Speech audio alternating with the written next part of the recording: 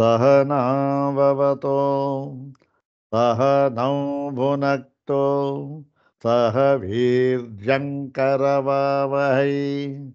तेजस्विनावधीतमस्तु मा विद्विषावहै। ॐ शान्ति शान्ति शान्तिः। ॐ नारायणं पद्मभुवं वसिष्ठं शक्तिं च तत्पुत्रपराशरं च व्यासं शुकं गौडपदं महान्तं गोविन्दयोगीन्द्रमथस्य शिष्यं श्रीशङ्कराचार्यमथस्य पद्मपादं च हस्तामलकं च शिष्यं तं तोटकं वार्तिककारमन्यान् अस्मद्गुरून् सन्ततमानतोऽस्मि। शङ्करं शङ्कराचार्यं केशवं बादरायणं सूत्रभाष्यकृतौ वन्दे भगवन्तौ पुनः पुनः। सूत्रभाष्यप्रणेतारौ वेदान्ताब्जप्रभाकरौ वन्दे परस्परात्मानौ बादरायणशङ्करौ। श्रुतिस्मृतिपुराणानाम् आलयं करुणालयं नमामि भगवत्पादं शङ्करं लोकशङ्करं। नमामि भगवत्पादशङ्करं लोकशङ्करं। वन्दे तं सच्चिदानन्दं यतिवर्यं महामतिं वेदवेदान्तसारज्ञं सद्गुरुं प्रणतोऽस्म्यहम्। सदाशिवसमारम्भां शङ्कराचार्यमध्यमाम् अस्मदाचार्यपर्यन्तां वन्दे गुरुपरम्पराम्। ॐ नमो ब्रह्मादिभ्यो ब्रह्मविद्यासम्प्रदायकर्तृभ्यो वंशर्षिभ्यो नमो महद्भ्यो नमो गुरुभ्यः। सर्वोपप्लवरहितः प्रज्ञानघनः प्रत्यगर्थो ब्रह्मैवाहमस्मि ब्रह्मैवाहमस्मि। अधीहि भगवो ब्रह्म श्रीमच्छङ्कर भगवत् पूज्यपादमहासद्गुरुभ्यो नमः। श्री श्री सच्चिदानन्देन्द्र सरस्वती सद्गुरुभ्यो नमः। यो ब्रह्माणं विदधाति पूर्वं यो वै वेदांश्च प्रहिणोति तस्मै तन्मदेवमात्मबुद्धिप्रकाशम् मुमुक्षुर्वै शरणमहं प्रपद्ये। ॐ शान्ति शान्ति शान्तिः। अग्रे उपस्थितेभ्यः भवद्भ्यः सर्वेभ्यो जिज्ञासुभ्यः सप्रणामं हार्दं स्वागतं व्याहरामि। श्री श्री सच्चिदानंदेन्द्र सरस्वती स्वामिपादानां कर्तृकत्वेन प्रसिद्धायां विशुद्ध वेदांत परिभाषा नाम्नी देवभाषायाः कृतिः इदानीं विचार्यते। अग्रे तावत् श्री श्री स्वामिचरणानां प्रशस्तिश्लोकमेकं पठित्वा अनुग्रहं च प्राप्य प्रकृतं ग्रन्थभागं यथा स्वामिपादानुग्रहं विचारयामः। ॐ कषाय रहितं काषायवासं स्वरूपनिष्ठं परिपूर्णबोधं वन्दे निशं सच्चिदानन्दरूपं सरस्वतीम् इन्द्रसमानतेजम्। ॐ कषाय रहितं काषायवासं स्वरूपनिष्ठं परिपूर्णबोधं वन्दे निशं सच्चिदानन्दरूपं सरस्वतीम् इन्द्रसमानतेजम्। ॐ ब्रह्मनिष्ठाय विद्महे संयमीन्द्राय धीमहि तन्नः सच्चिदानन्दः प्रचोदयात्।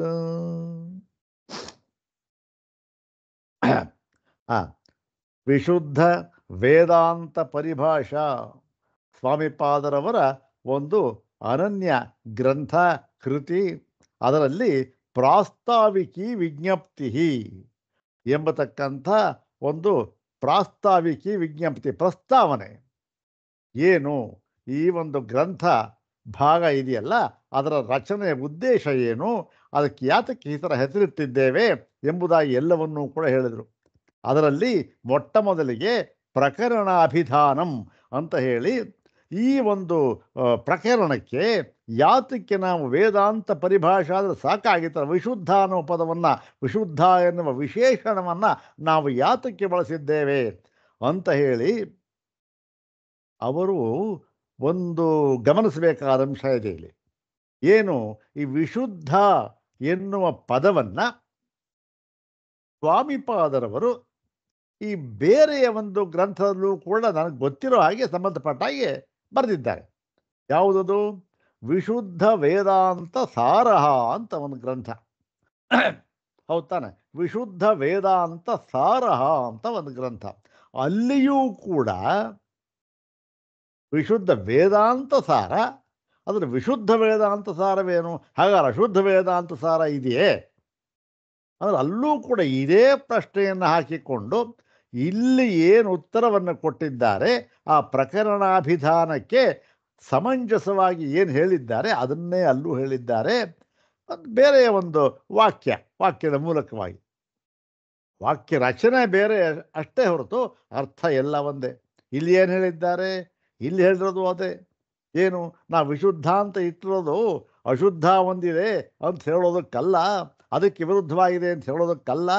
ಅಂತಂದರೆ ವಿಶುದ್ಧ ಅಂತಂದರೆ ವೇದಾಂತ ಪರಿಭಾಷೆ, ಅಂದರೆ ವೇದಾಂತಗಳಲ್ಲಿ ಬರತಕ್ಕಂತಹ ಕೆಲವು ಪಾರಿಭಾಷಿಕ ಶಬ್ದಗಳಿಗೆ ಯಾವ ಅರ್ಥವನ್ನು ಕೊಡಬೇಕು ಅಂದರೆ ವೇದಾಂತ ಸಂಪ್ರದಾಯಕ್ಕೆ ಅನುಗುಣವಾಗಿರತಕ್ಕಂಥ ಅರ್ಥವನ್ನೇ ನಾವು ಕೊಡಬೇಕೇ ಹೊರತು ತರ್ಕ ಸಂಪ್ರದಾಯಕ್ಕೋ ಅಥವಾ ಇನ್ಯಾವುದೋ ದರ್ಶನದವರ ಸಂಪ್ರದಾಯಕ್ಕೋ ಅದಕ್ಕೆ ತಕ್ಕ ಹಾಗೆ ನಾವು ಅರ್ಥವನ್ನು ಮಾಡಬಾರದು.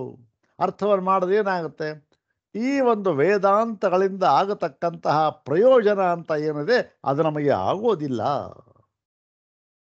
ಯಾಕೆ, ಇಲ್ಲಿ ಬಂದಿರತಕ್ಕಂತಹ ಪದ ಅದು ಇಲ್ಲಿ ಈ ಸಂಪ್ರದಾಯಕ್ಕೆ ಹೊಂದುವಂತೆ ಅರ್ಥವನ್ನು ಮಾಡಬೇಕು. ಏನು ಆ ಸಂಪ್ರದಾಯ ಅದನ್ನೆಲ್ಲ ನಾವು ಮುಂದೆ ಹೇಳುತ್ತೇವೆ. ಅದಕ್ಕಾಗಿಯೇ ಈ ಗ್ರಂಥ ರಚನೆಯಾಗಿರ್ತಕ್ಕಂಥದ್ದು ಅಂತ ಹೇಳಿದ್ದಾರೆ. ಏನು, ಬೇರೆಯವರ ಸಂಪ್ರದಾಯ ನಮಗೆ ಬೇಡ, ಇದನ್ನೇ ಆ ವಿಶುದ್ಧ ವೇದಾಂತ ಸಾರದಲ್ಲೂ ಇದನ್ನೇ ಹೇಳಿದ್ದಾರೆ. ಏನು, ಅಲ್ಲೊಂದು ಮಾತು ಬರೆದಿದ್ದಾರೆ, ಬಹಳ ಬಹಳ ಒಂದು ಆ ವಾಕ್ಯನೇ ಒಳ್ಳೆ ಸುಂದರವಾಗಿದೆ, ಹೇಳ್ತೇನೆ ನೋಡಿ.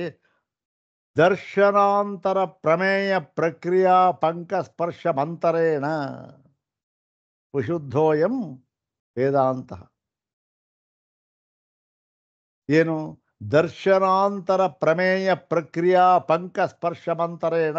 ವಾಕ್ಯ ಹೇಗಿದೆ ಅಂದರೆ ಇದು ಒಂದು ಈ ಬಸವಣ್ಣವ್ರು ಹೇಳ್ತಾರಲ್ಲ, ಸ್ಫಟಿಕದ ಶಲಾಖೆ ಅಂತಿರಬೇಕು, ನುಡಿದರೆ ಸ್ಫಟಿಕದ ಶಲಾಖೆ ಅಂತಿರಬೇಕು ಅಂತ ಹಾಗೆ ಇದೆ. ಸ್ಫಟಿಕ ಒಳ್ಳೆ ಶುದ್ಧವಾಗಿದೆ, ಎಲ್ಲ ಶಬ್ದಗಳು ಕೂಡ ಬಂಧುರವಾಗಿದೆ. ಆದರೆ ಏನಾಗಿದೆ, ಇದು ಶಲಾಖೆ. ಇದು ಶಲಾಖೆ ಅಂತಂದ್ರೆ ಏನು? ಶಲಾಖೆ ಅಂದರೆ ಸಾಮಾನ್ಯವಾಗಿ ಈ ಕಣ್ಣಿನ ಒಂದು ಕೊಳೆ ಅಥವಾ ಪೊರೆ ಏನಿದೆಯಲ್ಲ ಅದನ್ನು ತೆಗೆಯುವುದಕ್ಕೆ ಉಪಯೋಗಿಸ್ತಕ್ಕಂತಹ ಒಂದು ಅತ್ಯಂತ ಸೂಕ್ಷ್ಮವಾದ ಮತ್ತು ತೀಕ್ಷ್ಣವಾದ ಒಂದು ಆಯುಧ ಶಲಾಖೆ ಅಂದರೆ. ಈ ಒಂದು ಜ್ಞಾನಾಂಜನ ಶಲಾಕಯ ಅಂತ ಇದೆಯಲ್ಲ, ಜ್ಞಾನಾಂಜನ ಶಲಾಕಯ ಅಂದರೆ ಅಲ್ಲೂ ಅಷ್ಟೇ ಆ ಕಣ್ಣನ್ನು ತೆಗೆಸ್ತಕ್ಕಂಥ ಯಾವುದರಲ್ಲಿ ಜ್ಞಾನಾಂಜನವೆಂಬ ಶಲಾಖೆ. ಶಲಾಖೆ ಅಂದರೆ ಆ ಕಣ್ಣಿನ ಪೊರೆಯನ್ನು ತೆಗಿತಕ್ಕಂಥ ಒಂದು ಸಣ್ಣ ಒಂದು ಅತ್ಯಂತ ಸೂಕ್ಷ್ಮವಾದ ಹರಿತವಾದ ಸಾಧನ. ಇಲ್ಲೂ ಅಷ್ಟೇ ಶಲಾಖೆ ಹಾಗಿದೆ ವಾಕ್ಯ. ಏನು, ದರ್ಶನಾಂತರ ಪ್ರಮೇಯ ಪ್ರಕ್ರಿಯಾ ಪಂಕಸ್ಪರ್ಶಮಂತರೇಣ. ದರ್ಶನಾಂತರ ಯಾವುದು? ಅನ್ಯತ್ ದರ್ಶನಂ ದರ್ಶನಾಂತರಂ. ಯಾವುದು ಅನ್ಯತ್ ದರ್ಶನ? ಬೇಕಾದಷ್ಟಿದೆ. ತರ್ಕ, ವ್ಯಾಕರಣ, ಮೀಮಾಂಸಾ, ಜೈನ, ಬೌದ್ಧ, ಸಾಂಖ್ಯ, ವೈಶೇಷಿಕ, ಭಾಗವತ, ಮಾಹೇಶ್ವರ ಬೇಕಾದಷ್ಟು ದರ್ಶನ ಅಂತಾರೆ. ಮತ್ತು ಈಚೆಗಿನ ಮಾತ್ರ ಕ್ರೈಸ್ತ, ಬೌದ್ಧ, ಮಹಮ್ಮದೀಯ ಎಲ್ಲ ಸೇರಿಸ್ಕೊಳ್ಳಿ. ಅಲ್ಲಿಯೂ ಕೂಡ ಇದನ್ನು ವಿಚಾರ ಮಾಡಿದ್ದಾರೆ. ಏನನ್ನ ನೋಡಿ, ಒಂದು ವಿಚಾರ ಏನು ಅಂದರೆ, ಎಲ್ಲ ದರ್ಶನದವರು ಕೂಡ ಪ್ರಪಂಚದ ಯಾವುದೇ ದರ್ಶನ ಇರಲಿ, ಯಾವುದೇ ಮೂಲೆಯಲ್ಲಿ ಇದ್ದರೂ ಕೂಡ ಅವರೆಲ್ಲ ವಿಚಾರ ಮಾಡಿರ್ತಕ್ಕಂಥದ್ದು ಮೂರೇ ತತ್ವ. ಯಾವುದು? ಜಗತ್ತು, ಜೀವ ಮತ್ತು ಈಶ್ವರ. ಇವುಗಳನ್ನು ವಿಚಾರ ಮಾಡಿ ಇವುಗಳ ಒಂದು ಪಾರಸ್ಪರಿಕ ಸಂಬಂಧವನ್ನು ಹೇಳಿದ್ದಾರೆ. ಏನು ಸಂಬಂಧ? ಜಗತ್ತಿಗೂ ಈಶ್ವರನಿಗೂ ಏನು ಸಂಬಂಧ, ಈಶ್ವರನಿಗೂ ನಮಗೂ ಏನು ಸಂಬಂಧ, ನಮಗೂ ಜಗತ್ತಿಗೂ ಏನು ಸಂಬಂಧ, ಈ ತರಹ ಇಷ್ಟೇ ಹೇಳೋದೆಲ್ಲ ಪ್ರತಿಯೊಂದು ದರ್ಶನದವರು ಕೂಡ. ಹಾಗೆ ಹೇಳಬೇಕಾದ್ರೆ ಅವರವರ ಒಂದು ಮರ್ಯಾದೆಗೆ ತಕ್ಕಂತೆ, ಮರ್ಯಾದೆಯ ಸಂಪ್ರದಾಯ, ಅದಕ್ಕೆ ತಕ್ಕಂತೆ ಅವರು ಆ ಪದಗಳಿಗೆ ಅರ್ಥವನ್ನು ಮಾಡಿ ಹೇಳಿಕೊಂಡಿದ್ದಾರೆ. ಅದೇ ರೀತಿ ವೇದಾಂತಕ್ಕೂ ಕೂಡ ಒಂದು ಮರ್ಯಾದೆ ಇದೆ, ಸಂಪ್ರದಾಯ ಅಂತ ಇದೆ. ಹಾಗೆ ಮಾಡಿದರೆ ಮಾತ್ರ ಅದರ ಒಂದು ಪ್ರಯೋಜನ ನಮಗಾಗತ್ತೆ ಅಂತ ಹೇಳಿ, ಇದೇನು ದರ್ಶನಾಂತರ, ಬೇರೆಯವರ ದರ್ಶನ ಇದೆಯಲ್ಲ ಅದು ಅಲ್ಲಿ ಉಪಯೋಗಿಸಿರ್ತಕ್ಕಂಥದ್ದು ಯಾವುದಕ್ಕೆ ಉಪಯೋಗಿಸ್ತಾರೆ? ಪ್ರಮೇಯ. ದರ್ಶನಾಂತರದವರಿಗೆ, ಬೇರೆಯ ದರ್ಶನದವರಿಗೆ ಯಾವುದು ಪ್ರಮೇಯವಾಗಿದೆಯೋ ಅವರಿಗೂ ಪ್ರಮೇಯ ಯಾವುದೇ, ಪ್ರಮೇಯ ಸಾಮಾನ್ಯವಾಗಿ ಎಲ್ಲ ಒಂದೇ ಇರುತ್ತೆ. ಮೋಕ್ಷನೋ ಬ್ರಹ್ಮನೋ ದೇವರು ಅಂತಲೋ ಏನೋ ಒಂದಿರುತ್ತೆ. ಪ್ರಮಾಣದಿಂದ ಸಿದ್ಧವಾಗಬೇಕಾದದ್ದು ಪ್ರಮೇಯ, ಅವ್ರಿಗೂ ಒಂದಿರುತ್ತೆ. ಆ ಪ್ರಮೇಯ, ದರ್ಶನಾಂತರ ಪ್ರಮೇಯ, ಅದಕ್ಕಾಗಿ ಏನು ಮಾಡ್ತಾರೆ? ಆ ಪ್ರಮೇಯ ಇರುತ್ತಲ್ಲ, ಅವರ ಒಂದು ಪ್ರಮೇಯ ಅಂದರೆ ಏನು? ಒಂದು ಗುರಿ ಮುಟ್ಟತಕ್ಕಂಥ ವಸ್ತು ಇದೆಯಲ್ಲ, ಏನು ಹೇಳಬೇಕು ಅಂತಿದೆ ಅದಿದೆಯಲ್ಲ, ಅದಕ್ಕೆ ಅದನ್ನು ತಿಳಿಸುವುದಕ್ಕೆ ದರ್ಶನಾಂತರ ಪ್ರಮೇಯ. ಅದು ಬೇರೆಯವರು ಹೇಳ್ತಕ್ಕಂಥದ್ದು ಅದು ಪ್ರಕ್ರಿಯೆ. ಅವರು ಒಂದು ಪ್ರಕ್ರಿಯೆ ಅಂದರೆ ಅದಕ್ಕೆ ಉಪಯೋಗಿಸ್ತಕ್ಕಂಥ ಸಾಧನ. ಯಾವುದಕ್ಕೆ? ಆ ಪ್ರಮೇಯವನ್ನು ತಿಳಿದುಕೊಳ್ಳುವುದಕ್ಕೆ ಅವರು ಬಳಸುವಂಥ ಒಂದು ಸಾಧನ. ಸಾಧನ ಅಂದ್ರೇನು? ಒಂದು ಸಂಪ್ರದಾಯ, ಒಂದು ಮರ್ಯಾದೆ ಅಂತಕ್ಕಂಥ ಯಾವ ಪದಕ್ಕೆ ಆ ರೀತಿ ಅರ್ಥವನ್ನು ಮಾಡಿದ್ದಾರೆ. ಅಂದ್ರೇನು? ದರ್ಶನಾಂತರ ಪ್ರಮೇಯ ಇದೆಯಲ್ಲ, ಅದನ್ನು ತಿಳಿದುಕೊಳ್ಳುವುದಕ್ಕೆ ಪ್ರಕ್ರಿಯೆ, ಸಾಧನ, ಮರ್ಯಾದೆ, ಸಂಪ್ರದಾಯ ಏನು? ಆ ಬೇರೆ ಸಂಪ್ರದಾಯ ಇದೆಯಲ್ಲ, ಅದು ದರ್ಶನಾಂತರ ಪ್ರಮೇಯ ಪ್ರಕ್ರಿಯಾ ಪಂಕ. ಅಂದ್ರೇನು? ಕೆಸರು ಅಂತ. ಹೀಗೆ ದರ್ಶನಾಂತರ, ಬೇರೆಯ ದರ್ಶನದವರು ತಮಗೆ ಪ್ರಮೇಯವಾಗಿರತಕ್ಕಂತಹ ತತ್ವವನ್ನು ಸಿದ್ಧ ಮಾಡಿ ಹೇಳುವುದಕ್ಕೆ ಬಳಸಿರತಕ್ಕಂತಹ ಒಂದು ಮರ್ಯಾದೆ, ಒಂದು ಸಂಪ್ರದಾಯ ಅಂತ ಏನಿದೆಯಲ್ಲ, ಆ ಒಂದು ಸಂಪ್ರದಾಯವೆಂಬ ಕೆಸರಿನಿಂದ, ಅದು ಏನು? ವೇದಾಂತಕ್ಕೆ ಆ ಸಂಪ್ರದಾಯ ಕೆಸರಿದ್ದ ಹಾಗೆ, ಅವರಿಗೆ ಅದು ಏನಿಲ್ಲ, ಬೆಣ್ಣೆ ಇದ್ದಾಗ ಅದು. ಅವ್ರ ಸಂಪ್ರದಾಯಕ್ಕೆ, ನಮ್ಮ ಸಂಪ್ರದಾಯಕ್ಕೆ ಅದು ಕೆಸರಿದ್ದ ಹಾಗೆ. ಆ ಪಂಕ ಸ್ಪರ್ಶ ಮಂತರೇನ, ಕೆಸರಿನ ಸ್ಪರ್ಶವೇನು ಇಲ್ಲದೆಯೇ. ನೋಡಿ ಎಂಥ ವಾಕ್ಯ ಅದು, ಎಷ್ಟು ತೀಕ್ಷ್ಣವಾಗಿದೆ. ಮತ್ತು ಆ ವಾಕ್ಯ ರಚನೆ ನೋಡಿ ಹೇಗಿದೆ. ದರ್ಶನಾಂತರ ಪ್ರಮೇಯ ಪ್ರಕ್ರಿಯಾ ಪಂಕ ಸ್ಪರ್ಶ ಮಂತರೇನ ವಿಶುದ್ಧೋಯಂ. ಇದು ವಿಶುದ್ಧವಾಗಿದೆ, ನಾನು ಬರೆದಿರ್ತಕ್ಕಂಥ ವಿಶುದ್ಧವಾಗಿದೆ ಅಂತಕ್ಕಂಥ ಅಲ್ಲೂ ಇದೆ ಅಂತ ಹೇಳಿ. ಯಾತಕ್ಕೆ ಹೇಳಿದರೆ, ಸ್ವಾಮಿಗಳು ಎಲ್ಲ ಗ್ರಂಥಗಳಲ್ಲಿಯೂ ಕೂಡ ವಿಶುದ್ಧ ಅಂದರೆ ಇದು ಅಷ್ಟೇ. ಇನ್ನು ಅವರು ತಪ್ಪು ಅಂತ ಎಲ್ಲೂ ಹೇಳಿಲ್ಲ ಅವರು. ಅಯ್ಯೋ, ಅವರ ಅವರ ಒಂದು ಗುರಿಗೆ ಸರಿಯಾಗಿದೆ ಅದು. ಅವ್ರು ಹೇಳ್ತಕ್ಕಂಥ ಕೆಲವು ವಿಚಾರಗಳನ್ನು ಅವ್ರು ಹೇಳಿರ್ತಕ್ಕಂಥದ್ದನ್ನು ನಾವು ಸ್ವೀಕಾರ ಮಾಡಿದ್ದೇವೆ, ಇಲ್ಲ ಅಂತಲ್ಲ. ಉದಾಹರಣೆಗೆ ಅದು ಮುಂದೆ ಅದನ್ನು ನೋಡ್ತಾ ಹೋಗೋಣ ನಾವು. ಅದಕ್ಕೆ ಸ್ವಲ್ಪ ಇದನ್ನು ಈ ಕಂಪ್ಯಾರಿಟಿವ್ ಆಗಿ ಸ್ಟಡಿ ಮಾಡಿದ್ರೆ ಬಹಳ ಉತ್ತಮವಾಗುತ್ತೆ. ನೋಡ್ತಾ ಹೋಗೋಣ ಹೇಗೆ ಯಾವುದನ್ನು ಸ್ವೀಕಾರ ಮಾಡಿದ್ದಾರೆ, ಯಾವುದನ್ನು ಸ್ವೀಕಾರ ಮಾಡಿಲ್ಲ ಅಂತಕ್ಕಂಥದ್ದನ್ನು ಗೊತ್ತಾಗುತ್ತದು. ಹೀಗೆ ಇದು ಅದಕ್ಕೋಸ್ಕರ ವಿಶುದ್ಧ ವೇದಾಂತ ಪರಿಭಾಷಾ ಅಂತ ಇಟ್ಟಿದ್ದೇವೆ ಅಂಥೇಳಿ, ಪ್ರತಿಪಾದ್ಯ ವಿಷಯ ಅಂಥೇಳಿ ಆ ಪ್ರತಿಪಾದ್ಯ ವಿಷಯದ ಒಂದು ತಲೆಬರಹದಲ್ಲಿ ಏನು ಮಾಡಿದ್ದಾರೆ, ಈ ಒಂದು ಅನುಬಂಧ ಚತುಷ್ಟಯವನ್ನು ಕೂಡ ಹೇಳಿದ್ದಾರೆ. ಯಾವುದದು? ವಿಷಯ, ಅಧಿಕಾರಿ, ಪ್ರಯೋಜನ, ಸಂಬಂಧ ಪ್ರಯೋಜನ. ವಿಷಯಾಧಿಕಾರಿ, ಸಂಬಂಧ, ಪ್ರಯೋಜನ, ಈ ಅನುಬಂಧ ಚತುಷ್ಟಯವನ್ನೂ ಕೂಡ ಇಲ್ಲಿ ಹೇಳಿದ್ದಾರೆ. ಇದು ಈ ಒಂದು ಪ್ರಾಸ್ತಾವಿಕ ವಿಜ್ಞಪ್ತಿಯಲ್ಲಿ ಇರತಕ್ಕಂಥ ಒಂದು ವಿಷಯ. ಮತ್ತು ಕೊನೆಯಲ್ಲಿ ಯಾರು ಇದಕ್ಕೆ ಸಹಾಯ ಮಾಡಿದ್ರೋ ಅವರಿಗೆ ಒಂದು ಕೃತಜ್ಞತೆಯನ್ನು ಅರ್ಪಿಸಬೇಕಾದ ಕರ್ತವ್ಯ, ಅದನ್ನು ಕೂಡ ಅರ್ಪಿಸಿದ್ದಾರೆ. ಹೀಗೆ ಈ ಪ್ರಸ್ತಾವನೆ ಇದೆಯಲ್ಲ, ಅದು ಮುಗಿಯಿತು.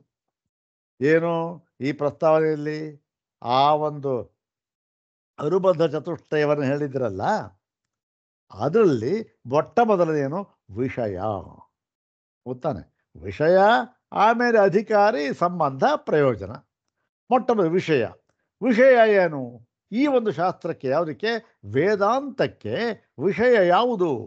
ವಿಷಯ ಯಾವುದು? ಶಾನ್ ಬೇಕಾದ್ರೆ ಇಲ್ಲಿ ಮೂರ್ಧನ್ಯ ಶಕಾರ, ತಾಲವ್ಯ ಶಕಾರ ಅಲ್ಲ. ವಿಷಯ ಯಾವುದು ಅಂದರೆ ಬ್ರಹ್ಮ. ಹೌದಾನೆ. ಯಾತಕ್ಕೆ? ಏನು ಅಂದರೆ ನೋಡಿ, ವೇದಾಂತ ಮೀಮಾಂಸಾ ಶಾಸ್ತ್ರ, ಶಾರೀರಕ ಮೀಮಾಂಸಾ ಶಾಸ್ತ್ರ ಪ್ರಾರಂಭವಾಗುವುದು ಯಾವ ಸೂತ್ರದಿಂದ ಹೇಳಿ? ಅಥಾತೋ ಬ್ರಹ್ಮ ಜಿಜ್ಞಾಸ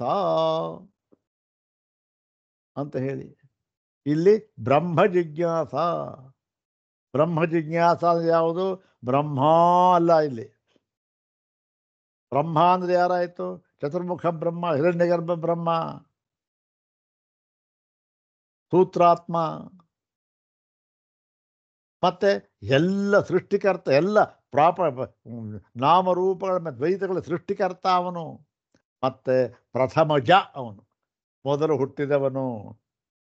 ಬ್ರಹ್ಮದೇವಾನಾಂ ಪ್ರಥಮ ಸಂಬಭೂವ ವಿಶ್ವಸ್ಯ ಕರ್ತ ಭುವನಸ್ಯ ಗೋಪ್ತಾ.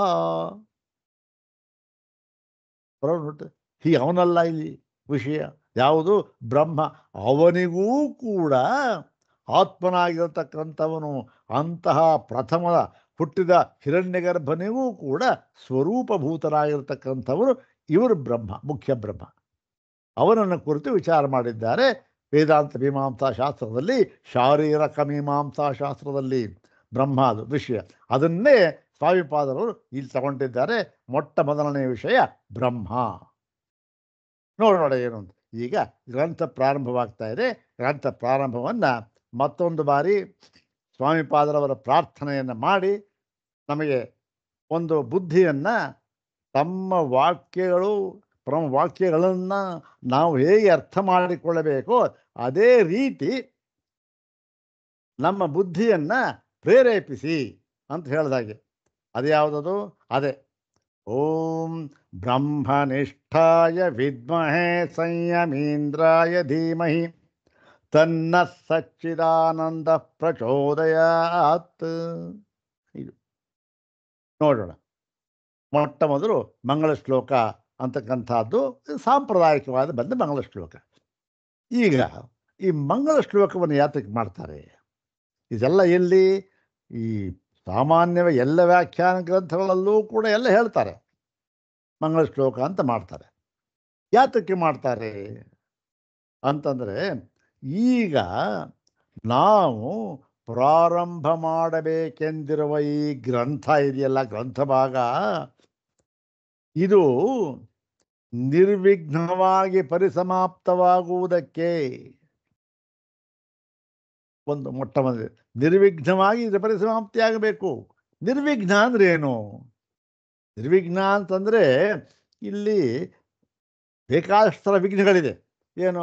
ನಮ್ಮ ಕಾಲದಲ್ಲಿ ತಗೊಳ್ಳೋದಾದರೆ ಬರಿತಾ ಇರ್ತೀವಪ್ಪ, ಇಂಕ್ ಮುಗಿದೋಯ್ತು ಪೆನ್ಗೆ, ಬರಿತಾ ಇರ್ತೇವೆ, ಆ ಡಾಟ್ ಪೆನ್ನಿಂದು ಇಂಕ್ ಮುಗಿದೋಯ್ತು, ಕೆಟ್ಟೋಯ್ತು, ಬರೀಲೇ ಇಲ್ಲ. ಅಥವಾ ಬರೀತಾ ಇರ್ತೇವೆ, ಕಾಗದ ಸಿಕ್ಕೋಲ್ಲ. ಇವೆಲ್ಲ ಇವೆಲ್ಲ ಬಿಡಿ, ಇವೆಲ್ಲ ವಿಘ್ನಗಳನ್ನ ಪರಿಹಾರ ಮಾಡ್ಕೊಳ್ಬೋದು, ಏನು ತೊಂದರೆ ಇಲ್ಲ. ಆದರೆ ಇನ್ನು ಕೆಲವು ವಿಘ್ನಗಳಿದೆ. ಏನದು ಅಂದರೆ, ನಾವು ಬರಿತಾ ಇದ್ದೀವಲ್ಲ ಈ ಗ್ರಂಥ, ಇದು ಏನನ್ನು ಕುರಿತು ಬರಿತಾ ಇದ್ದೇವೆ? ಈಗ ಬ್ರಹ್ಮವನ್ನು ಕುರಿತು ವಿಷಯ ಬ್ರಹ್ಮ, ಈಗ ಪ್ರಕೃತ ಬ್ರಹ್ಮವನ್ನು ಕುರಿತು ಬರಿತಾ ಇದ್ದೇವಲ್ವ. ಈ ಬ್ರಹ್ಮವನ್ನು ಕುರಿತು ಬರಿತಾ ಇದ್ದೇವಲ್ಲ ನಾವು, ಅದಕ್ಕೆ ಬ್ರಹ್ಮದ ಸ್ವರೂಪ ಹೇಗಿದೆಯೋ ಹಾಗೆ ಬರೆಯುವಂತೆ ನನ್ನ ಬುದ್ಧಿಗೆ ಯಾವ ವಿಘ್ನವೂ ಬರದಿರಲಿ. ಅಂದ್ರೇನು? ಸರಿಯಾಗಿ ಹೊಳಿದೇ ಇರೋದು, ಪದಕ್ಕೆ ಅರ್ಥ ಹೊಳಿದೇ ಇರೋದು, ಅಥವಾ ಎಷ್ಟೋ ಸರಿ ಆಗುತ್ತಲ್ಲ, ಇವಾಗ ನಾನು ಏನೋ ಹೇಳಬೇಕು ಅಂತ ಬರ್ತೇನೆ, ಮರ್ತು ಹೋಗ್ಬಿಡುತ್ತೆ, ಹೇಳೋಕ್ಕಾಗೋದಿಲ್ಲ. ಇದೊಂಥರ ವಿಘ್ನ ಇದು. ಇದನ್ನ ತಡೆಯುವುದಕ್ಕೆ ಈ ಥರ ನನ್ನ ಬುದ್ಧಿಯನ್ನ ಈ ಒಂದು ಸರಿಯಾದ ಅರ್ಥವು ಬರುವಂತೆ ಪ್ರಚೋದನೆ ಮಾಡುವಂತೆ ಆಗುತ್ತೆ. ಅದಕ್ಕೋಸ್ಕರ ಮಂಗಳ ಶ್ಲೋಕ ಮಾಡ್ತಾರೆ, ಮತ್ತು ನಿರ್ವಿಘ್ನವಾಗಿ ಪರಿಸಮಾಪ್ತಿಯಾಗುತ್ತೆ ಅಂತಕ್ಕಂಥದ್ದು. ಮತ್ತು ಅದರಲ್ಲಿ ಒಂದು ಆ ವಿಷಯ ಪ್ರತಿಪಾದ್ಯವಾದ ವಿಷಯ ಏನಿದೆ ಅದನ್ನು ಕುರಿತು ಪ್ರಾರ್ಥನೆ ಮಾಡ್ತಾರೆ, ಮತ್ತು ಸಾಮಾನ್ಯವಾಗಿ ಅವರ ಗುರುಗಳನ್ನು ಕುರಿತು ಪ್ರಾರ್ಥನೆ ಮಾಡ್ತಾರೆ. ಗುರು ಮತ್ತು ಆ ಒಂದು ಪ್ರತಿಪಾದ್ಯವಾದ ವಿಷಯ ತತ್ವ ಏನಿದೆ ಆ ತತ್ವಕ್ಕೂ ಕೂಡ ನಮಸ್ಕಾರ, ಗುರುವಿಗೂ ನಮಸ್ಕಾರ. ಸಾಂಪ್ರದಾಯಿಕವಾಗಿ ಬಂದಿರತಕ್ಕಂಥ ವಾಡಿಕೆ ಎಲ್ಲದನ್ನು ಮಾಡ್ತಾರೆ. ಆದರೆ ಇದನ್ನ ಪ್ರತಿಯೊಬ್ಬರೂ ಕೂಡ ಪಾಲಿಸ್ಕೊಂಡು ಬಂದಿದ್ದಾರೆ. ಎಂಥೆಂಥ ಮಹಾಕವಿಗಳು ಅಲ್ಲ, ಋಷಿಗಳು ಪ್ರತಿಯೊಬ್ಬರೂ ಕೂಡ ಸಾಧಿಸ್ಕೊಂಡು ಬಂದಿದ್ದಾರೆ. ವಾಲ್ಮೀಕಿಯಿಂದ ಹಿಡಿದು ಎಲ್ಲರೂ ಕೂಡ ಅದಕ್ಕೆ ಸಂಪ್ರದಾಯಕ್ಕೆ ಬದ್ಧರಾಗಿದ್ದಾರೆ. ಯಾರಿಗೆ? ಗುರುವಿಗೆ, ವಿಷಯಕ್ಕೆ ನಮಸ್ಕಾರ ಮಾಡ್ತಾ ಪ್ರಾರಂಭ ಮಾಡ್ತಾರೆ. ನೋಡಿ, ಶಾರೀರಕ ಮೀಮಾಂಸಾ ಶಾಸ್ತ್ರದಲ್ಲಿ ಭಗವತ್ಪಾದ ಶಂಕರರು ಪ್ರಾರಂಭ ಮಾಡಿದ್ರು. ಪ್ರಾರಂಭ ಮಾಡುವಾಗ ಏನಿಲ್ಲ, ಗುರು ಪ್ರಾರ್ಥನೆ ಇಲ್ಲ, ಮತ್ತು ಆ ಒಂದು ಏನು ತತ್ವ ಹೇಳ್ತಾ ಇರ್ತಾರೆ ನೋಡಿ, ಅಲ್ಲಿ ವಿಷಯ ಪ್ರತಿಪಾದ್ಯವಾದ ವಿಷಯ ಯಾವುದು, ಅಲ್ಲೂ ಬ್ರಹ್ಮ, ಅದನ್ನು ಕುರಿತು ಪ್ರಾರ್ಥನೆ ಇಲ್ಲ, ಏನಿಲ್ಲ. ಒಳ್ಳೆ ಈ ಜಲಪಾದ, ಈ ತಡೆದಿರ್ತಕ್ಕಂಥ ನೀರು ಇದ್ದಕ್ಕೆಲ್ಲ ಗೇಟ್ ತೆಗೆದುಬಿಟ್ರೆ ಏನಾಗುತ್ತೆ? ಸುರಿಯುತ್ತ ಧಳಾರಂತಂತ. ಹಾಗೆ ಯುಷ್ಮದಸ್ಮತ್ ಪ್ರತ್ಯೇಗೋಚರಯೋರ್ ವಿಷಯನೋಸ್ತಮ ಪ್ರಕಾಶವದ್ ವಿರುದ್ಧ ಸ್ವಭಾವಯೋ ಇತರ ಭಾವಾನುಪತ್ತವು ಸಿದ್ಧಾಯಾಮ್ ಶುರು ಮಾಡಿಬಿಟ್ರು. ಏನಿದೆ ಅಂದರೆ ಈ ಒಂದು ಅದಕ್ಕೆ ಒಂದು ಲಕ್ಷಣವನ್ನು ಹೇಳ್ತಾರೆ. ಏನು? ಈ ಲಕ್ಷಣದ ಅಲಂಕಾರ ಶಾಸ್ತ್ರದಲ್ಲಿ ಒಂದು ಲಕ್ಷಣವನ್ನು ಹೇಳ್ತಾರೆ. ಏನು ಅಂತಂತಂದರೆ, ಈ ಒಂದು ಪ್ರಾರಂಭ ಮಾಡೋದಿದೆಯಲ್ಲ ಅದನ್ನು 3 ತರಹ ಪ್ರಾರಂಭ ಮಾಡ್ತಾರೆ. ಒಂದು, ಅದರಲ್ಲಿ ನೇರಾಗಿ ವಿಷಯ ಪ್ರವೇಶ ಮಾಡ್ತಕ್ಕಂಥದ್ದು. ಇನ್ನು ಮಿಕ್ಕಿದ್ದು ಗುರು ಪ್ರಾರ್ಥನೆ, ಮತ್ತೊಂದು ಅವರ ಒಂದು ವಿಷಯ ಏನಿದೆ ಪ್ರತಿಪಾದ ವಿಷಯ ಅದ್ರ ಪ್ರಾರ್ಥನೆ, ಹೀಗೆಲ್ಲ ಇದೆ. ಇಲ್ಲಿ ನೇರಾಗಿ ಅಂದರೆ ಯಾವ ಪ್ರಾರ್ಥನೆ ಏನಿದೆ ವಿಷಯ ಪ್ರವೇಶ ನೇರಾಗಿ ಪ್ರವೇಶ ಅದು ಒಂದು ಪ್ರಕಾರ ಪ್ರಾರಂಭ ಹಾಗೆ ಮಾಡಿದ್ದಾರೆ. ಇಲ್ಲಿ ಸ್ವಾಮಿಪಾದರವರು ಇಲ್ಲಿ ಆ ಥರ ಏನು ಮಾಡಿಲ್ಲ, ಇಲ್ಲಿ ಮಂಗಳ ಶ್ಲೋಕ ಮಾಡಿದ್ದಾರೆ. ಅದನ್ನು ನೋಡಿ ಗ್ರಂಥಭಾಗ ನೋಡೋಣ. ಮೊಟ್ಟ ಮೊದಲೇ ಮಂಗಳ ಶ್ಲೋಕ ಇದು ಯಾವುದು? ಇದು ಪ್ರತಿಪಾದ್ಯ ವಿಷಯ ಇದೆಯಲ್ಲ ಆ ತತ್ವ, ಅದರ ಪ್ರಾರ್ಥನೆ ಇದು. ಏನದು? ಅದ್ಯಾವುದದು? ಬ್ರಹ್ಮ ಇದೆ, ಪ್ರತಿಪಾದ್ಯವಾದ ವಿಷಯ ಬ್ರಹ್ಮ, ನಪುಂಸಕಲಿಂಗ, ಅದರ ಪ್ರಾರ್ಥನೆ ಮಾಡಿದ್ದಾರೆ. ಏನು? ಅವಾಚ್ಯಮ ಪ್ರಮೇಯಂಚ ಕಾರ್ಯಕಾರಣವರ್ಜಿತಂ ನಿಷ್ಕ್ರಿಯಂ ನಿಷ್ಕಲಂ ಶಾಂತಂ ಆತ್ಮಾನಮನುಸಂದಧೇ. ಒಂದು ಸುಲಭವಾಗಿರ್ತಕ್ಕಂಥ ಒಂದು ಅನುಷ್ಠುಪ್ ಛಂದಸ್ಸಿನ ಒಂದು ಶ್ಲೋಕ. ಏನು? ಈ ಒಂದು ಬ್ರಹ್ಮದ ಲಕ್ಷಣವನ್ನು ಹೇಳಿ ಮೊದಲಿಗೆ ಹೇಗಿದೆ ಬ್ರಹ್ಮ ನಾವು ನೋಡಿ ಇಲ್ಲಿ ತಿಳಿಸಿಕೊಡಬೇಕು ಅಂತ ಹೊರಟಿದ್ದಾರೆ. ಬ್ರಹ್ಮವನ್ನು ತಿಳಿಸಿಕೊಡಬೇಕು, ಅದರ ಸ್ವರೂಪವನ್ನು ತಿಳಿಸ್ಕೊಡ್ಬೇಕು ಅಂತ ಗ್ರಂಥ ಪ್ರಾರಂಭ ಮಾಡಿದ್ದಾರೆ ಬ್ರಹ್ಮ. ಆದರೆ ಅದು ಹೇಗಿದೆ ಗೊತ್ತೇನು? ಅವಾಚ್ಯಂ. ಏನು? ಯಾವ ವಿಧವಾದಂತಹ ಮಾತಿಗೂ ಕೂಡ ವಿಷಯವಲ್ಲ, ಮಾತಿನಿಂದ ಹೇಳುವುದಕ್ಕಾಗುವುದಿಲ್ಲ. ಯಥೋ ವಾಚೋ ನಿವರ್ತಂತೆ ನೈವ ವಾಚಾ ನ ಮನಸ ಪ್ರಾಪ್ತುಂ ಶಕ್ಯೋ ನ ಚಕ್ಷುಷ. ಕಾಠದಲ್ಲೂ ಹೇಳಿದ್ದಾರೆ, ಹೇಳಿದ್ದಾರೆ. ಇಂತಹ ತತ್ವವನ್ನು ಇಲ್ಲಿ ಪ್ರತಿಪಾದನೆ ಮಾಡೋಕೆ ಹೊರಟಿದ್ದಾರೆ. ಪ್ರತಿಪಾದನೆ ಮಾಡೋಕ್ಕಾಗದೇ ಇರತಕ್ಕಂಥದ್ದು. ಅದರಿಂದ ಅವಾಚ್ಯಂ ಹೇಗೆ ಅಂತಕ್ಕಂಥ ಮುಂದೆ ತಿಳಿಸ್ತಾರದು. ಅವಾಚ್ಯಂ ಅಂದರೆ ಯಾವ ಒಂದು ಮಾತಿಗೂ ಕೂಡ ವಿಷಯವಲ್ಲದ ಮತ್ತು ಅಪ್ರಮೇಯಂ. ಮತ್ತೇನು? ಯಾವ ಪ್ರಮಾಣಗಳಿಗೂ ಕೂಡ ವಿಷಯವಾಗದ, ಮಾತಿಗೂ ವಿಷಯವಲ್ಲ ಮತ್ತು ಪ್ರಮಾಣಕ್ಕೂ ವಿಷಯವಲ್ಲ. ಸರಿ, ಹೇಳೋದು ಹೇಗಿದ್ನ? ಅದೇ ಸ್ವಾರಸ್ಯ, ಅದನ್ನೇ ಮುಂದೆ ಹೇಳ್ತಕ್ಕಂಥದ್ದು. ಹೀಗೆ ಅವಾಚ್ಯಂ ಅಪ್ರಮೇಯಂಚ ಮತ್ತು ಕಾರ್ಯಕಾರಣ ವರ್ಜಿತಂ. ನೋಡಿ, ಪ್ರಪಂಚದ ಯಾವುದೇ ತತ್ವ ಇರಲಿ, ಯಾವುದೇ ವಿಷಯ ಇರಲಿ, ಎಂಥದ್ದೇ ಪ್ರತಿಪಾದ್ಯವಾದ ವಿಷಯ ಇರಲಿ, ಅವೆಲ್ಲವನ್ನೂ ಕೂಡ ಒಂದೇ ಗುಂಪಿನಲ್ಲಿ ಸೇರಿಸ್ತಕ್ಕಂಥದ್ದು ಯಾವುದು? ಕಾರ್ಯಕಾರಣ ಗುಂಪಿಗೆ ಸೇರ್ತಕ್ಕಂಥ, ಕಾಸ್ ಆ್ಯಂಡ್ ಎಫೆಕ್ಟ್, ಅದ್ರ ಗುಂಪಿಗೆ ಸೇರ್ತಕ್ಕಂಥ ಏನಾಗಿದೆ? ಒಂದು ಕಾರ್ಯವಾಗಿರಬೇಕು, ಇಲ್ಲ ಕಾರಣವಾಗಿರಬೇಕು. ತತ್ವ ಇದೆ ಅಂತಂದರೆ ಅದು ಕಾರ್ಯವಾಗಿರಬೇಕು, ಕಾರಣವಾಗಿರಬೇಕು. ಪುಸ್ತಕ ಇದೆ, ಏನದು? ಕಾರ್ಯವೋ ಕಾರಣವೋ? ಎಲ್ಲ ಪ್ರತಿಯೊಂದಕ್ಕೂ ಹೀಗೆ ಬಂದಿದೆ. ಇದು ಏನಾಗಿದೆ ಈ ತತ್ವ? ಈ ಕಾರ್ಯ ಕಾರಣ ವರ್ಜಿತ, ಕಾರ್ಯಕಾರಣ ಗುಂಪಿನಲ್ಲಿ ಸೇರತಕ್ಕಂಥದ್ದಲ್ಲ ಇದು. ಅಂದ್ರೆ ಏನು? ಇದನ್ನು ಕಾರಣ ಅಂತ ಹೇಳೋದಕ್ಕಾಗೋದಿಲ್ಲ. ಕಾರಣ ಅಂತ ಹೇಳೋಕ್ಕಾಗೋದಿಲ್ಲ, ಹಾಗಾದ್ರೆ ಅಯ್ಯಯ್ಯೋ ಕಾರ್ಯ ಅಂತಲೂ ಹೇಳೋದಕ್ಕಾಗೋದಿಲ್ಲ. ನಾವೇನು ಮಾಡ್ತೇವೆ? ಬ್ರಹ್ಮವು ಈ ಜಗತ್ತಿಯ ಕಾರಣ, ಜನ್ಮಾದ್ಯಸ್ಯ ಯತಃ, ಒಟ್ಟು ಇರುತ್ತೆ ಅದಕ್ಕಂತ. ಅಂದ್ರೇನು? ಈ ಜಗತ್ತಿಯ ಕಾರಣವಾಗಿರತಕ್ಕಂಥದ್ದು ಬ್ರಹ್ಮ. ಅಂದರೆ ಬ್ರಹ್ಮಕ್ಕೆ ಕಾರಣತ್ವವನ್ನು ನಾವು ಹೇಳ್ತೇವೆ ಅಲ್ಲಿ. ಆದರೆ ಇಲ್ಲಿ ಹೇಳ್ತಾ ಇದ್ದಾರೆ ಕಾರಣ ಅಂತ ಹೇಳೋಕ್ಕಾಗೋದಿಲ್ಲ. ಮತ್ತು ಯಾಕೆ ಹೇಳಿದ್ರು? ಅದೇ ಮುಂದೆ ಹೇಳ್ತಕ್ಕಂಥ ವಿಚಾರ, ಈ ಪುಸ್ತಕದ ವಿಷಯ ಅದೇ. ನೋಡೋಣ, ಮುಂದೆ ನೋಡ್ತಾ ಹೋಗೋಣ. ಹೀಗೆ ಕಾರ್ಯಕಾರಣ ವರ್ಜಿತ ಆ ಗುಂಪು ಸೇರಿ. ಮತ್ತೆ ನಿಷ್ಕ್ರಿಯಂ, ಯಾವ ಕ್ರಿಯೆಯೂ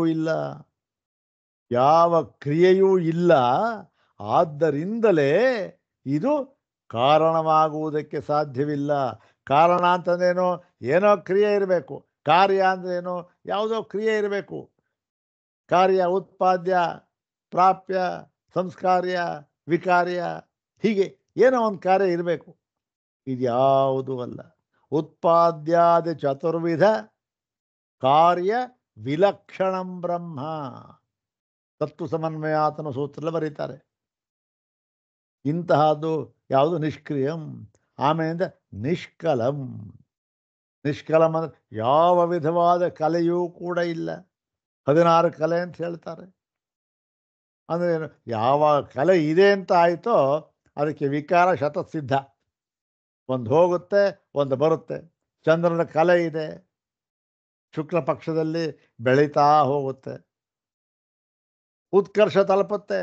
16 ಕಲೆಗಳಿಂದಲೂ ಸಂಪೂರ್ಣವಾಗಿರುತ್ತಾನೆ ಚಂದ್ರ. ಆಮೇಲೆ ಬಂತು ನೋಡಿ, ಒಂದೊಂದ ಕಳ್ಕೋದ ಬರ್ತಾನೆ, ಯಾವ ಕಲೆಯೂ ಇಲ್ಲ, ಅಮಾವಾಸ್ಯೆ. ಹೀಗೆ ಇದು ಯಾವ ಕಲೆ ಅಂತಂದರೆ ಯಾವ ವಿಧವಾದಂತಹ ವಿಕಾರವೂ ಇಲ್ಲದೆ ಇರತಕ್ಕಂಥದ್ದು. ಮತ್ತು ಶಾಂತಂ. ಶಾಂತಂ ಅಂದ್ರೇನು? ಎಲ್ಲ ಯಾವ ವಿಷಯ, ಯಾವುದೇ ವಿಷಯ ಇರಲಿ, ಅದೆಲ್ಲದಕ್ಕೂ ಕೂಡ ಸಂಬದ್ಧನಾಗದೇ ಇರತಕ್ಕಂಥದ್ದು. ಸಂಬದ್ಧನಾಗದ ಅಂದರೆ ಏನೋ ಅಶಾಂತಿ ಬರ್ತಿ, ಅನವರ್ತಿ, ಅದು ಯಾವುದಕ್ಕೂ ಸಂಬಂಧವಿಲ್ಲದ. ಮತ್ತು ಯಾವುದಪ್ಪ ಈ ತತ್ವ? ಬ್ರಹ್ಮ ಅಂತೀರಿ, ಬ್ರಹ್ಮ ವಿಷಯ ಇಲ್ಲಿ ಬ್ರಹ್ಮ ಇದು. ಯಾವ ತತ್ವ? ಯಾವಾಗ ಇದೆಲ್ಲ ಇದೆಯೋ ಅಂಥ ತತ್ವ ಇಲ್ಲ ಅಂತಾಯಿತು. ನೆನ್ನೆ ತಾನ ತೈತಿರಿದ ನೋಡಿದ್ವಲ್ಲ, ಏನು? ಅಸದ್ ಬ್ರಹ್ಮೇತಿ ವೇದ ಚೇತ್. ಅವನು ಬ್ರಹ್ಮ ಇಲ್ಲ ಅಂತಾರೆ, ತಾನೇ ಇಲ್ಲ ಅಂತ ಆಗ್ಬಿಡ್ತಾನೆ. ಅದು ಇಲ್ಲ ಅಂತ ಆಗೋದು ಯಾವಾಗ? ಇದಲ್ಲ ಅಂದಾಗ ಅದಿಲ್ಲ ಅಂತ ಅರ್ಥ ಅಷ್ಟೆ. ಯಾವುದು ಅಲ್ಲ ಅಂದಮೇಲೆ ಇದಿಲ್ಲ ಅಂತ ಅರ್ಥ. ಹಾಗೆ ಇಲ್ಲ ಆತ್ಮಾನಂ, ಇದ್ಯಾವುದು? ನನ್ನ ಸ್ವರೂಪವೇ ಆಗಿದೆ.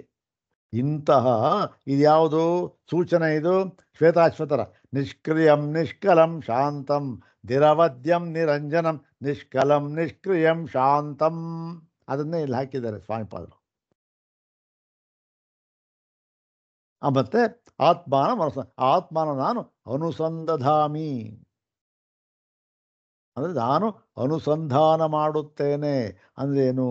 ಅನುಸರಿಸಿ ನಾನು ಸಂಧಾನ ಮಾಡುತ್ತೇನೆ. ಅಂದ್ರೇನು?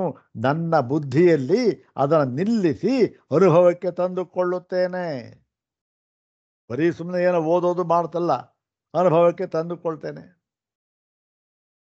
ಅನುಸಂಧಾನ ಮಾಡ್ತೇನೆ ಅಂತ ಅರ್ಥ. ಹೀಗೆ ಆ ಪರಬ್ರಹ್ಮಕ್ಕೆ ಒಂದು ನಮಸ್ಕಾರವನ್ನು ಮಾಡಿ ಮತ್ತೆ ಮುಂದೆ ಹೇಳ್ತಾರೆ, ಪದವಾಕ್ಯ ಪ್ರಮಾಣ ಜ್ಞಾನ ಸಂಪ್ರದಾಯವಿದೋ ಗುರೂನ್ ನತ್ವಾ ವಿಶುದ್ಧ ವೇದಾಂತ ಪರಿಭಾಷಾ ಪ್ರಕಾಶ್ಯತೆ.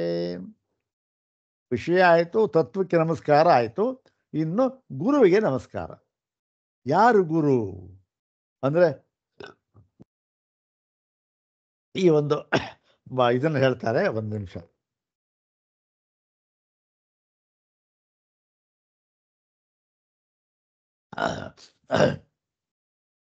ಪದವಾಕ್ಯ ಪ್ರಮಾಣ ಜ್ಞಾನ ಅಂದರೆ ಪದ ವಾಕ್ಯ ಪ್ರಮಾಣ ಇವುಗಳನ್ನು ತಿಳಿದವನು, ಇವುಗಳ ಸ್ವರೂಪವನ್ನು ತಿಳಿದವನು. ಪದ ವಾಕ್ಯ ಪ್ರಮಾಣ. ಪ್ರಮಾಣ ಅಂದರೆ ತರ್ಕ, ವಾಕ್ಯ ಅಂತಂದರೆ ವ್ಯಾಕರಣ, ಪದ ಅಂತಂದರೆ ಮೀಮಾಂಸ. ಹೀಗೆ ಮೀಮಾಂಸ, ವ್ಯಾಕರಣ ಮತ್ತು ಈ ಒಂದು ತರ್ಕ, ಈ ಒಂದು ತತ್ವ ಸಿದ್ಧವಾಗಬೇಕಾದರೆ ಇವು ಅತ್ಯಂತ ಅವಶ್ಯಕ. ಇದರ ಮೂಲಕವೇ ಸಿದ್ಧವಾಗಬೇಕಾದ್ದು. ಹೀಗೆ ಇದನ್ನು ಬಲ್ಲವರು ಪ್ಲೂರಲ್ ಹಾಕಿದ್ದಾರೆ, ಬಹುವಚನ. ಪದವಾಕ್ಯ ಪ್ರಮಾಣ ಜ್ಞಾನ. ನಾವು ಭಗವತ್ಪಾದ ಶಂಕರರಿಗೂ ಕೂಡ ಇದೇ ಒಂದು ವಿಶೇಷವನ್ನು ಹೇಳ್ತಕ್ಕಂಥದ್ದು. ಪದವಾಕ್ಯ ಪ್ರಮಾಣಜ್ಞರಾದ ಭಗವಾನ್ ಶಂಕರರು ಅಂತ ಅವರೇನು ಹೇಳ್ತಾರೆ? ಅವ್ರ ಗುರು ಇದನ್ನೇ ಹೇಳ್ತಾರೆ. ನಮ್ಮ ಗುರುಗಳು ಯಾರು ಗೊತ್ತೇನೋ? ಪದವಾಕ್ಯ ಪ್ರಮಾಣ.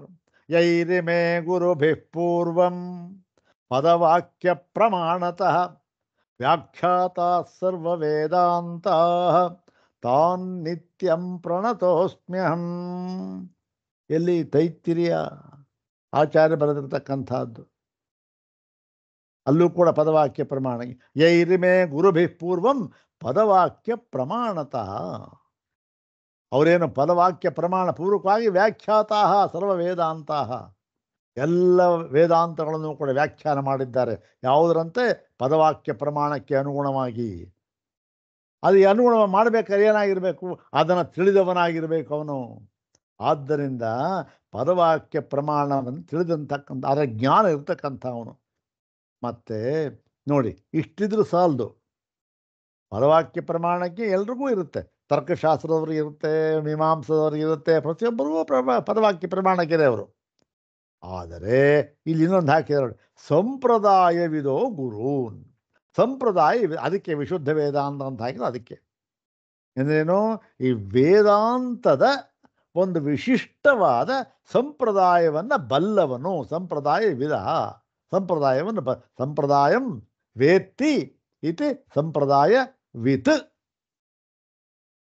ಹೌದಾನೆ? ಹಾಗೆ ಇಲ್ಲಿ ಬಹುವಚನ ಸಂಪ್ರದಾಯವಿದೋ ಅಂತಕ್ಕಂಥದ್ದು ದ್ವಿತೀಯ ವಿಭಕ್ತಿ ಬಹುವಚನ. ಇದು ಸಂಪ್ರದಾಯವಿದೋ ಗುರು, ಸಂಪ್ರದಾಯವಿದರಾದ ಗುರುಗಳನ್ನು, ಅವ್ರು ಯಾರವರು? ಪರವಾಕ್ಯ ಪ್ರಮಾಣಜ್ಞರು ಗುರು. ಅವ್ರಿಗೆ ಏನು ಮಾಡ್ತಾರೆ? ನತ್ವ, ಅವರನ್ನು ನಮಸ್ಕರಿಸಿ, ಅವರಿಗೆ ನಮಸ್ಕರಿಸಿ ಏನು ಮಾಡ್ತಾರೆ? ಆಮೇಲೆ ಏನು ಮಾಡ್ತಾರೆ?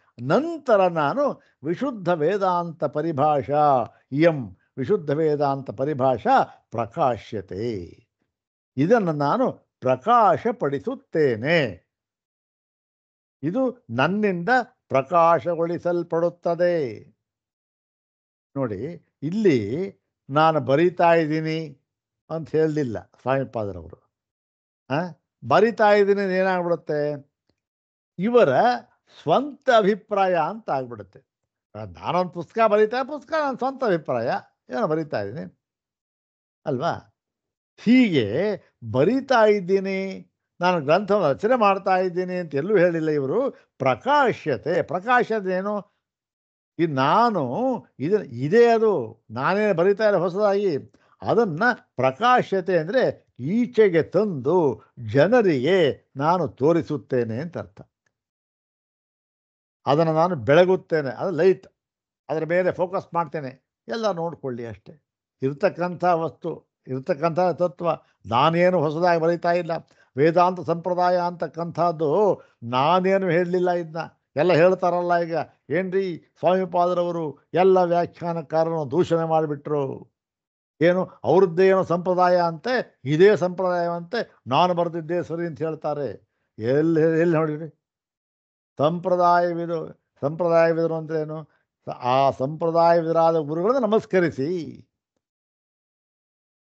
ಹೀಗೆ ಈ ಒಂದು ಆ ಆ ವೇದಾಂತ ಸಂಪ್ರದಾಯ, ವೇದಾಂತಕ್ಕೆ ವಿಶಿಷ್ಟವಾಗಿರ್ತಕ್ಕಂಥ ಸಂಪ್ರದಾಯವನ್ನು ಬಲ್ಲಂತಹ ಬಲ್ಲಂತಹ ಗುರುಗಳನ್ನು ನಮಸ್ಕರಿಸಿ ಈ ವಿಶುದ್ಧ ವೇದಾಂತ ಪರಿಭಾಷಾ ಅಂತ ಇದೆಯಲ್ಲ, ಅದರ ಒಂದು ಪ್ರಕಾಶ್ಯತೆ ಅಂದ್ರೇನು, ಅದನ್ನು ನಾನು ಅದರ ಮೇಲೆ ನಾನು ಬೆಳಗಿ ನಾನು ತೋರಿಸುತ್ತೇನೆ ಅಷ್ಟೇ. ಇದೇ ಅದು ನನ್ನ ಕೆಲಸ. ಏನು, ಸ್ವಲ್ಪ ದೀಪ ಹಚ್ಚೋದು, ನೋಡಪ್ಪ ಇಲ್ಲಿ ಏನು ತೋರಿಸೋದಷ್ಟೇ ನನ್ನ ಕೆಲಸ. ನಾನು ಹೊಸದ ಬರಿತಾ ಇಲ್ಲ. ಹಾಗಾಗಿ ಓ ನೋಡ್ರಿ ಸ್ವಾಮಿಗಳು ಎಲ್ಲರೂ ದೂಷಿಸ್ಬಿಟ್ಟಿದ್ದಾರೆ ಅಂತ ಅನ್ನೋ ಮಾತಿನ ಅರ್ಥವೇ ಇಲ್ಲ. ಯಾಕೆ ಅಂದರೆ ಅವರು ಬರದೇ ಇಲ್ಲ.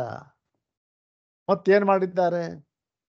ಸಂಪ್ರದಾಯವಿದರಾದಂತಹ ಗುರುಗಳು ಏನನ್ನು ಹೇಳಿದ್ದಾರೋ ಅದನ್ನು ನಾನು ಏನಿಲ್ಲ ಪ್ರಕಾಶಿಸಿ ತೋರಿಸ್ತಾ ಇದ್ದೇನೆ ಅಷ್ಟೇ, ಇನ್ನೇನಿಲ್ಲ ಅಂತ ಹೇಳಿ ಈ ಒಂದು ಈ ಮಂಗಳ ಶ್ಲೋಕವನ್ನು ಮಾಡಿದ್ದಾರೆ. ಮಂಗಳ ಶ್ಲೋಕವನ್ನು ಮಾಡಿ ನಂತರ ವಿಷಯ ಪ್ರವೇಶ ಮಾಡ್ತಾರೆ. ಮೊಟ್ಟ ಮೊದಲಿಗೆ ಬ್ರಹ್ಮವನ್ನು ತಿಳಿಸಿಕೊಡ್ತಕ್ಕಂಥದ್ದು. ಇದು ಸೂತ್ರ ಭಾಷ್ಯದಲ್ಲಿ ಯಾವುದು? ಅಥಾತೋ ಬ್ರಹ್ಮ ಜಿಜ್ಞಾಸ ಅಂತಕ್ಕಂಥದ್ದು. ಇಲ್ಲಿ ಈ ಒಂದು ಬ್ರಹ್ಮ ಅಂತಕ್ಕಂಥದ್ದನ್ನೇನಾಗಿದೆ, ಎಲ್ಲರ ಸ್ವರೂಪವೇ ಇದು ಅಂತ ಹೇಳಿದ್ರು, ಆತ್ಮ ಅಂತ ಹೇಳಿದ್ರು. ಇಲ್ಲಿ ಆತ್ಮ ಅಂತ ಹೇಳಲಿಲ್ಲ, ಬ್ರಹ್ಮ ಅಂತ ಯಾಕೆ ಹೇಳಿದ್ರು? ಆತ್ಮ ಅಂತ ಹೇಳಿಬಿಟ್ರೆ ಎಲ್ಲರೂ ಏನು ಮಾಡ್ತಾರೆ? ಓದೋದೇ ಇಲ್ಲ. ಓ ಆತ್ಮ ಏನ್ರಿ ನನ್ನ ಸ್ವರೂಪ, ಅಯ್ಯೋ ನನ್ನ ಸ್ವರೂಪ ನಾನು ಅವ್ರ ಹತ್ರ ಏನು ತಿಳ್ಕೊಳ್ಳೋದು ನಾನು?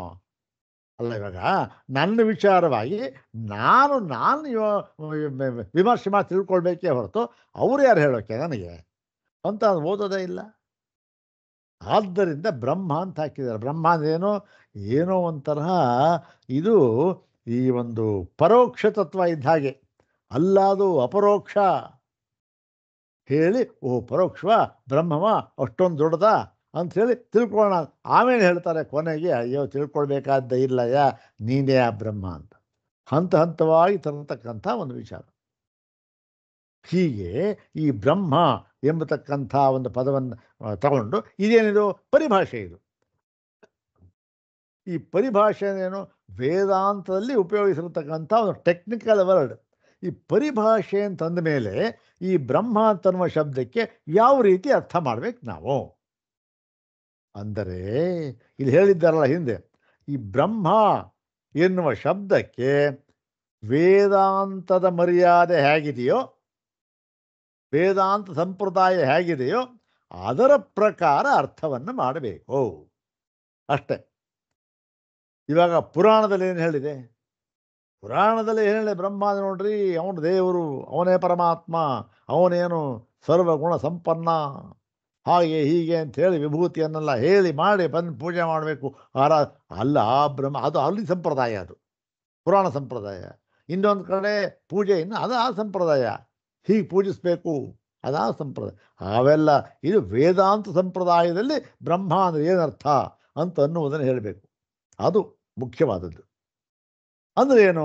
ಹೀಗೆ ಹೇಳುವಾಗ ನಾವು ಬ್ರಹ್ಮ ಎನ್ನುವ ಪದಕ್ಕೆ ಬೇರೆ ದರ್ಶನದವರು ಮಾಡಿದ್ದಾರಲ್ಲ ಅರ್ಥ, ಆ ಒಂದು ಪ್ರಕ್ರಿಯೆಯನ್ನು ನಾವು ಅವರು ಯಾವ ಪ್ರಕ್ರಿಯೆಯನ್ನು ಬಳಸಿ ಆ ಬ್ರಹ್ಮ ಎನ್ನುವ ಇದೇ ಪದಕ್ಕೆ ಅವರು ಅರ್ಥವನ್ನು ಮಾಡಿ ಹೇಳಿದ್ದಾರೋ ಆ ಪ್ರಕ್ರಿಯೆಯನ್ನು ನಾವು ಇಲ್ಲಿ ಬಳಸಬಾರದು.